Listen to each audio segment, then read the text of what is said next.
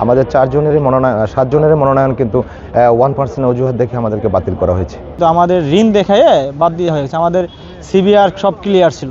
গণতন্ত্রের যে চর্চা সেটার কিন্তু কোনো বহিঃপ্রকাশ আমরা ইতিমধ্যে দেখতেছি না।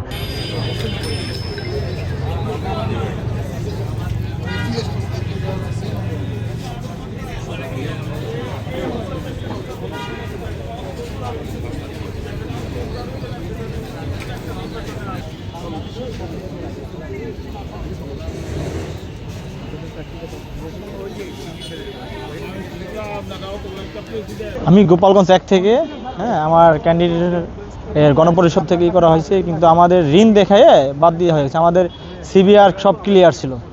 তো আমাদের প্রাথমিক ডিসি স্যার বলছে যে আপিল বিভাগে গেলে হয়ে যাবে। না না, আর কোনো কারণ হয়নি। না না না, কোনো হয়নি। না, আমরা ওইটা নিয়ে গেছিলাম সাথে করে।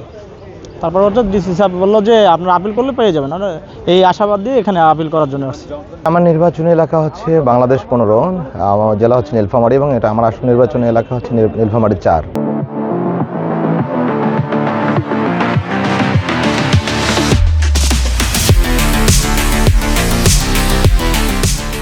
আমার নাম এস.এম. মামুনুর রশিদ মামুন। আমি স্বতন্ত্র প্রার্থী হিসাবে মনোনয়ন দাখিল করেছিলাম, যেটা কিনা 1% অজুহাত দেখে আমার মনোনয়নটা বাতিল করা হয়েছে। এবং আমি শুধু একাই না, নীলফামারী জেলার আমরা 7 জন ছিলাম, 4টি আসন মিলে আমাদের 7 জনেরই মনোনয়ন কিন্তু 1% অজুহাত দেখে আমাদেরকে বাতিল করা হয়েছে।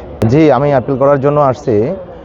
মূলত হচ্ছে যে এটা কি বলবো, আর আমরা যে বাংলাদেশের নাগরিক বা যে গণতন্ত্রের জন্য দীর্ঘদিন ধরে আমরা আন্দোলন সংগ্রাম করলাম, মূলত সেই গণতান্ত্রিক যে প্রক্রিয়া বা গণতন্ত্রের যে চর্চা সেটার কিন্তু কোনো বহিঃপ্রকাশ আমরা ইতিমধ্যে দেখতেছি না।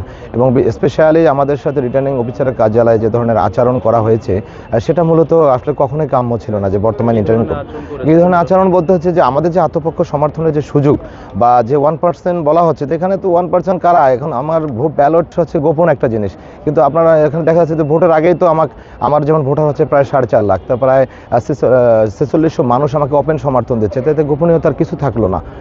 এইখানে কিভাবে কি হবে? আর দ্বিতীয়ত হচ্ছে যে লেভেল প্লেইং ফিল্ডের যে বিষয়টা হচ্ছে যে আমরা দেখতেছি যে বড় রাজনৈতিক দলগুলো যেভাবে তারা বিভিন্নভাবে গ্রুপে বিভক্ত হয়ে গেছে, আমরা যারা স্বতন্ত্র প্রার্থী আমাদের জন্য নির্বাচন করাটা আসলেই খুব কঠিন একটা বিষয় বলে আমরা মনে করতেছি এই মুহূর্তে। এবং আমরা আদৌ কোনো প্রতিকার পাবো কিনা সে বিষয়ে আমরা এই সরকারের উপর টোটালি কোনো আস্থা রাখতে পারতেছি না।